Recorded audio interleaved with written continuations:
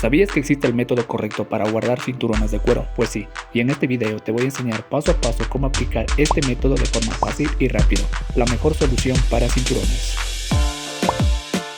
Primer paso, tomamos con la mano izquierda el extremo que posee la hebilla y con la mano derecha el extremo final. El extremo final del cinturón lo vamos a penetrar por encima de la hebilla de esta manera. Pasamos gran parte del cinturón hasta formar una especie de corbata. Al decir corbata es únicamente un término de referencia para el proceso. Paso 2. Tomamos con ambas manos el extremo final del cinturón y empezamos a enrollar de afuera hacia adentro hasta llegar al punto de contacto con la hebilla. Este cinturón posee bolsillos secretos, por lo tanto este método queda perfecto. Inténtalo.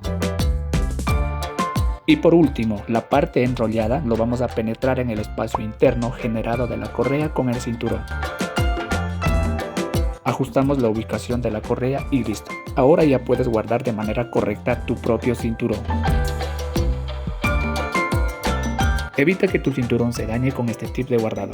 ¿Qué opinas? Muy útil, ¿verdad? Inténtalo en casa y diviértete organizando tus propios cinturones de manera eficiente.